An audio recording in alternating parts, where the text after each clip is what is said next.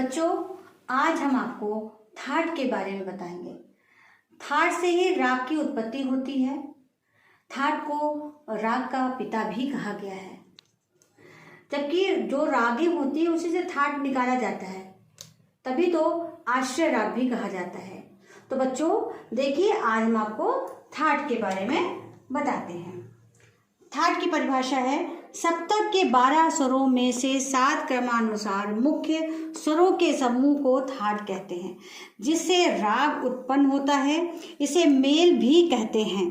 That में 7 स्वरों का होना अनिवार्य है। 7 स्वर मतलब सारे, गामा, पाधा और नी। थाट गाया नहीं जाता। थाट 10 होते हैं। अब 10 थाट कौन कौन से होते हैं बच्चों, देखिए।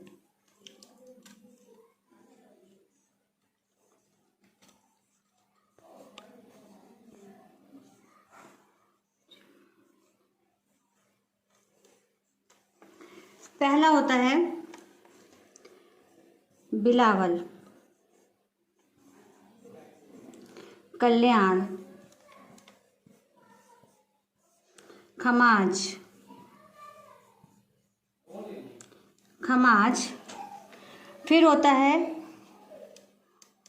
काफी, भैरव, आसावरी, भैरवी,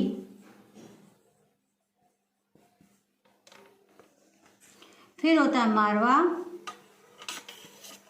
पूर्वी, और फिर होता है ये तोड़ी।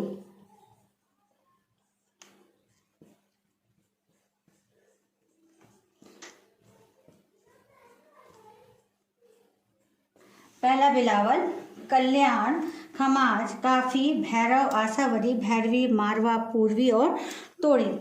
तो बच्चों, बिलावल थाट के राग होते हैं जिसमें सभी स्वर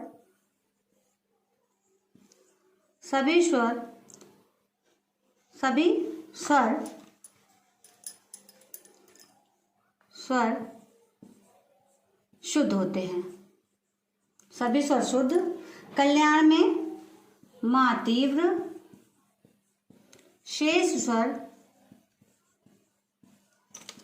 शुद्ध।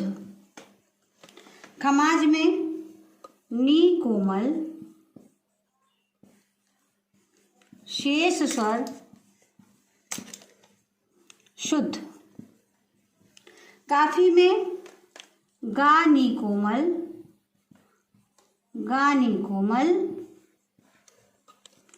शेष स्वर शुद्ध। फिर आता है भैरव। भैरव में रे, धा, कोमल, शेष स्वर शुद्ध। आसावरी में आता है गा, धा, नी, कोमल, शेष स्वर शुद्ध। अब आता है भैरवी। भैरवी में रे, गा, धा, नी, कोमल, शेष स्वर शुद्ध। आता है मारवा। मारवा में रे कोमल, मा तीव्र, शेष स्वर शुद्ध। पूर्वी में रे, धा, कोमल, मा तीव्र, शेष स्वर शुद्ध। तोड़ी में आता है रे, गा, धा, कोमल, मा तीव्र, शेष स्वर शुद्ध। देखिए, फिर से बताते हैं आपको हम। बिलावल में सभी स्वर शुद्ध लगते हैं। कल्याण में मा तीव्र, शेष स्वर शुद्ध। खमाज में नी कोमल, शेष स्वर शुद्ध। काफी में गा नी कोमल, शेष स्वर शुद्ध। भैरव में रे, धा, कोमल, शेष स्वर शुद्ध। आसावरी में गा धानी कोमल, शेष स्वर शुद्ध। भैरवी में रे, गा, धानी, कोमल, शेष स्वर शुद्ध। मारवा में रे कोमल, मा तीव्र, शेष स्वर शुद्ध। पूर्वी में रे धा कोमल, मा तीव्र, शेष स्वर शुद्ध। तोड़ी में रे गा धा कोमल, मा तीव्र, शेष स्वर शुद्ध। शेष मतलब कहने का है कि जिस राग में, जैसे मान लिया कल्याण में माँ तीव्र है तो बाकी स्वर, शेष का मतलब यहाँ आता है बाकी स्वर शुद्ध लगते हैं।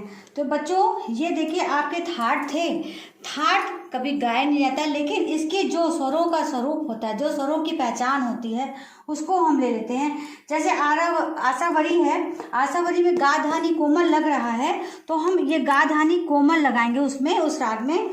या तोड़ी में रे गा धा कोमल मा तीव्र लगा तो हम इसको इस प्रकार से लगाते हैं। तो सभी जो भी ये थाट हैं, थाट के अनुरूप ही हम स्वरों का उसमें चिन्ह लगाएंगे। जैसे मा तीव्र का निशान ये होता है, ये ऐसे केवल एक ही स्वर ऐसा है जो मा तीव्र होता है, और ये कोमल का निशान है, कोमल है रे गा धा नी, ये चारों स्वर कोमल हो सकते हैं।